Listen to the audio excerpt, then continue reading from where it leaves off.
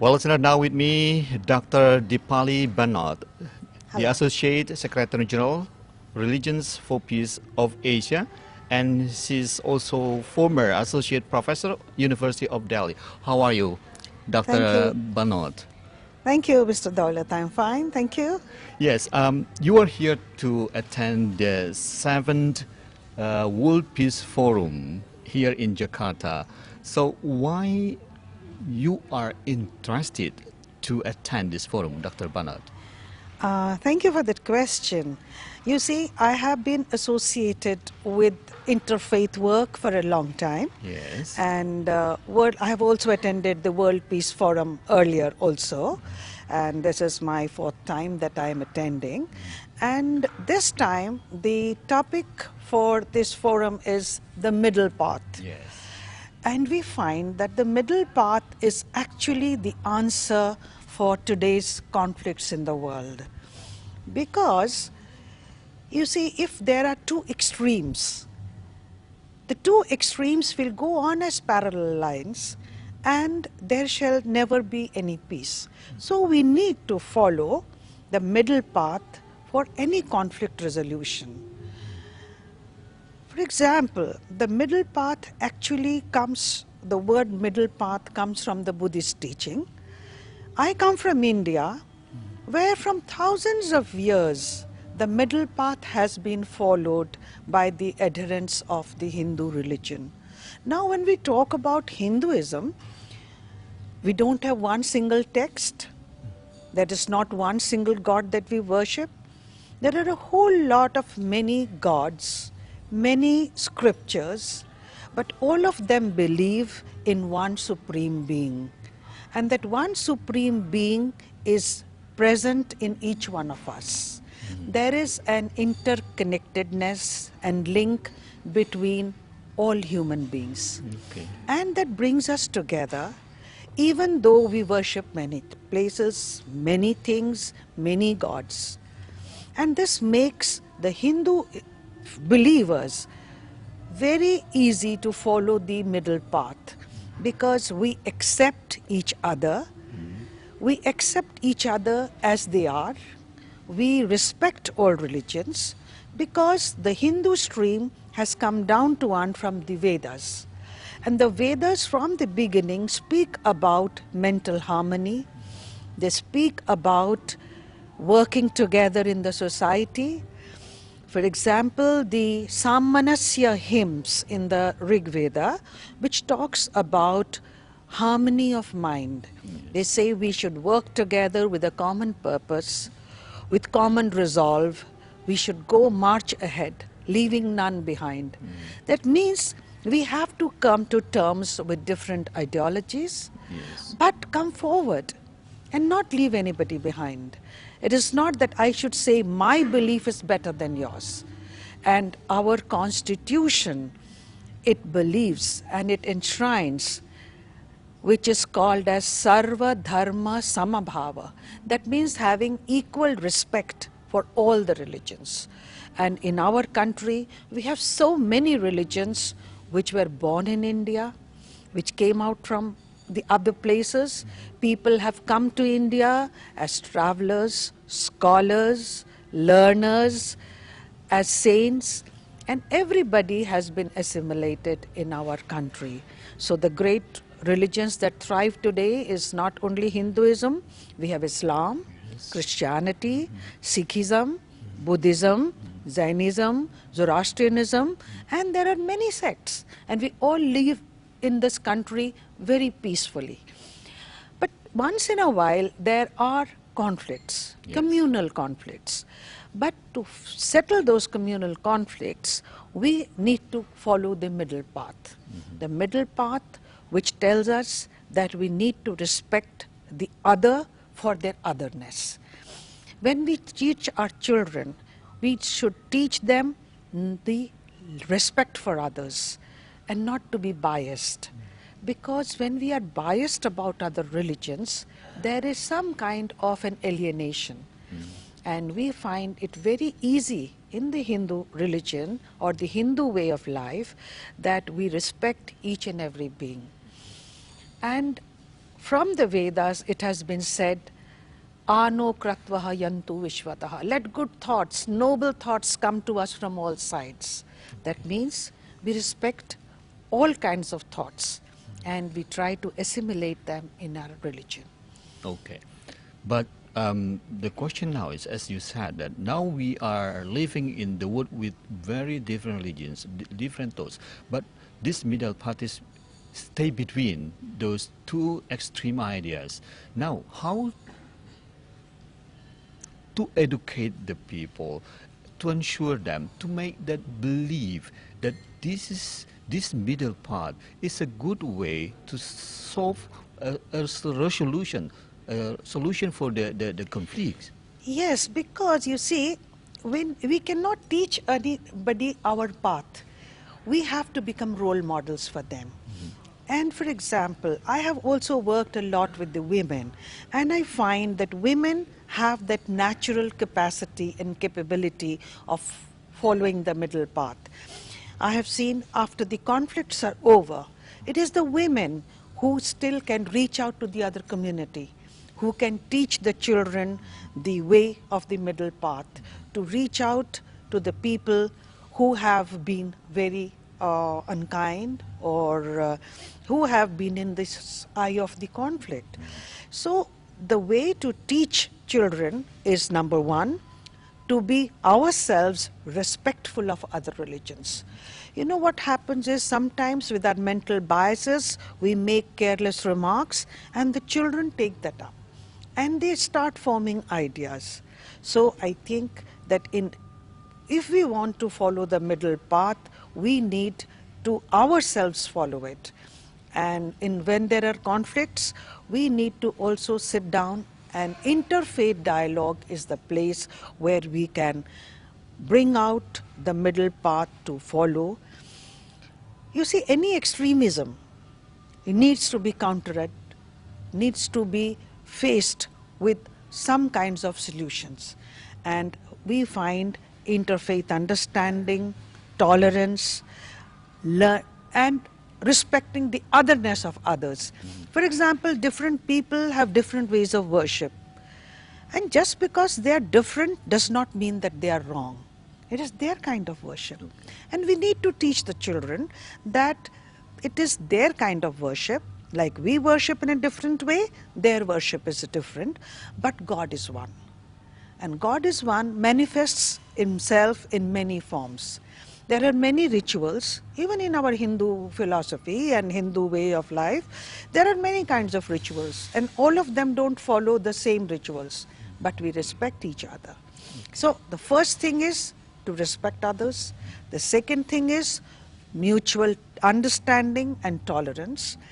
And great thinkers and leaders in our country have demonstrated that. For example, we had the great King Ashoka, who said, "He who disparages other religions actually is disparaging his own religion. Therefore, we need to be full of respect for others." So similarly, there have been great thinkers and leaders like Mahatma Gandhi, Swami Vivekananda, before him his guru Sri Ramakrishna. They have set the path for us. Mahatma Gandhi spoke about non-violence. He spoke about being a true religionist who is steeped in one's own faith. And also faith and reason, they should go together. We find gradually that the young people are moving away from religion because they think religion is the cause of fighting for others. But that is not true, because we have to first have faith in our own religion. Unless we have faith in our own religion, we cannot go about an interfaith dialogue.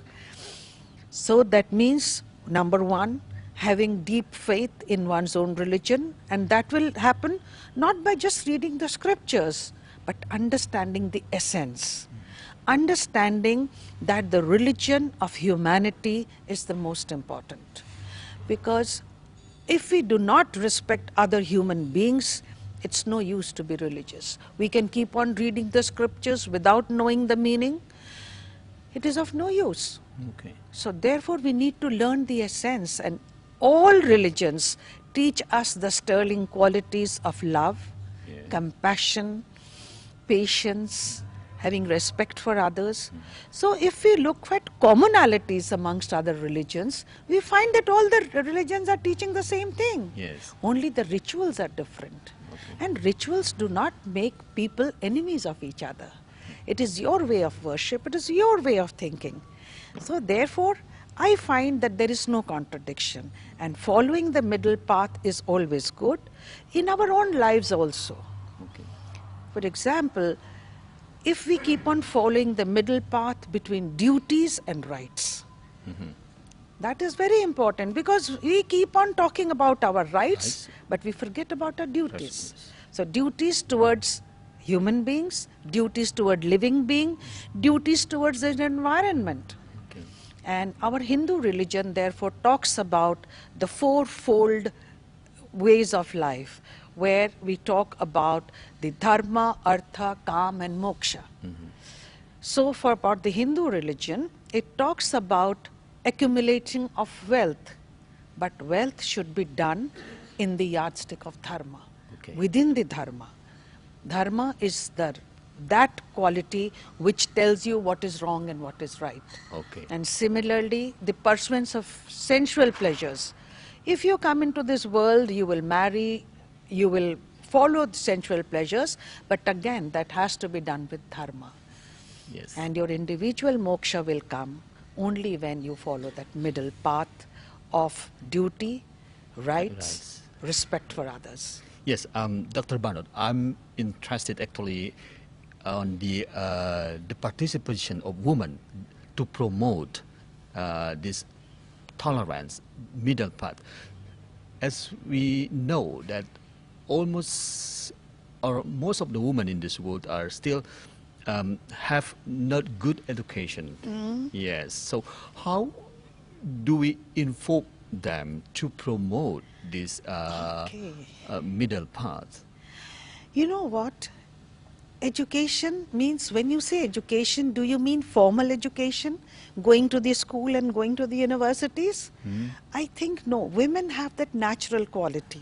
If you even look at women who have not studied, even look at the households, it is the women, whenever there is a conflict in the family, father and son, brothers and sisters, the mother brings them round, Okay. even if she is not educated. So education always makes her more aware.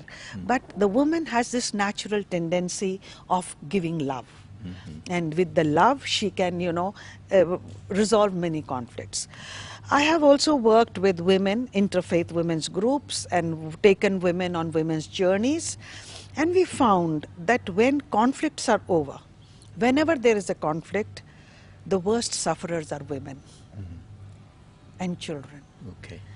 Because men have been taught to kill and die for the honor of the family, honor of the community. That is the notion of masculinity. Yes. Because if they don't stand up and die, people will laugh at them. But when the conflicts are over, it's only the women who are left and the children who are left. And it is the women who reach out to even the other communities so that their children may live, so that the families may live. But yes, women have been neglected.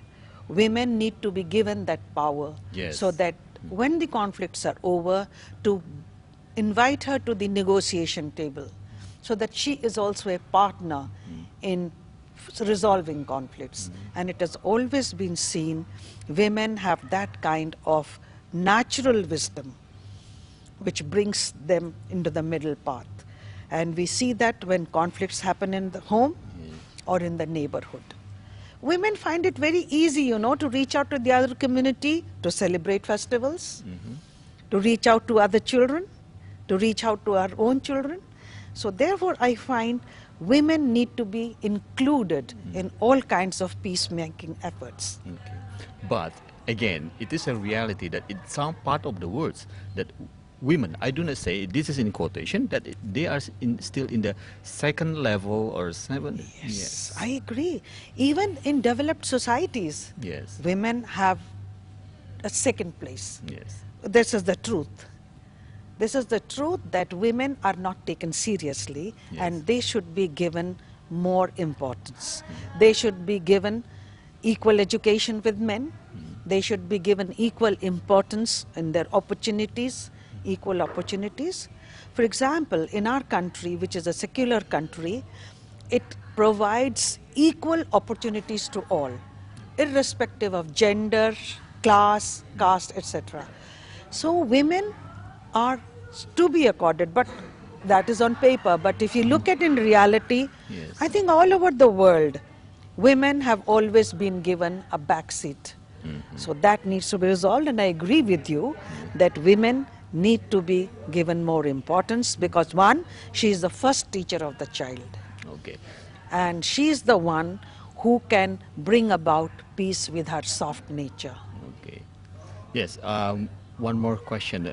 The middle part for the world civilizations, we are talking about women here. So we have to bring women to these civilizations. Yeah. So what is your next question? The middle part for the world civilizations, that's one of the sub-theme of this. So we have to bring women to be more civilized. Is that? Does No, it mean not civilized. We have to bring women into the mainstream. Okay. Mainstream. So give her equal education, equal opportunity, Okay. so that she is there as equal partners. Because when we talk about men and women, again, we cannot say men and women are equal. There is a middle path. Yes. Because women have a certain biological qualities. She can become a mother, a man cannot. Whereas a man has his own unique qualities. So both are partners. I look at them as partners. So always to say that women is weaker section is not correct, because that is a social construct. So women need to be given equal opportunity, equal education, and bring her at par at the negotiation table. That is my feeling. Okay. My last question, Dr. Yes. Bernard. So, what do you expect when this forum is ended? Because you are in the forum before and now it's the next forum. Maybe there will be the next forum Yes. after this. So, Yeah. what do you really expect from this forum? I expect from this forum, that each one of us, when we go back, Yes. we even take a small job for us, Yes. some doable little thing which we can take up so that we serve as role models for the future generation. We emulate whatever we are discussing here, we put that in our own lives, and we make that as an example for the young people, because the young people always look at elders. They don't listen to you when you're teaching them something. They look at you, they watch your words, they watch your actions. It's a model. It is a model. We have to be role models for them. Yes. We cannot teach them because teaching nobody takes. So when they say, see positive models, there will be positive result. So if we, the older generation, keep on fighting amongst each other, keep on creating these rifts, creating conflicts and fight amongst ourselves, we are setting wrong examples. For example, caring for each other. These are small things that we can do. And when we go back from this forum, I think we should take this message. And I always feel, just talking about high, lofty ideals and great things is okay, good. But what is it that I'm doing it, translating into my own life? Yes. That is important. So I feel it is very important for us, the older generation, to serve as examples for them, setting examples for them. Okay. Yes, thank you, Dr. Burnett, for your time. Thank you. May that what we are talking, what we are discussing at this time will be able to contribute to make this world is more tolerance, for I hope peace. so. I hope so. Because you may be thinking different from me, but that does not mean we are enemies. Yes. But we can always, agree to disagree. Okay. So say something to our listeners. Hello, I think this middle path is the only solution to solve any conflict. Being rigid does not help anything. I remember when I was young, my mother used to always tell me, look at big trees. When there is the wind blowing, even big trees get uprooted because they are stiff and strong. But look at the bamboo, it is flexible. When the great wind blows, it lies down. And after the wind is over, it comes back. So therefore, I think being rigid does not matter. We need to be little flexible in our lives, and that can come only through a middle path, not being rigid in our thoughts. I think that is what I feel. Okay. Thank you, Dr. Bernard. Thank Well, you. listener, that was my short conversation and very valuable, precious conversation with Dr. Dipali Bernard, the Associate Secretary General Religions for Peace of Asia and former Associate Professor of University of Delhi. And thank you very much for being with me, and see you next time. Thank you so much. Thank you, Mr. Dhar. Thank you.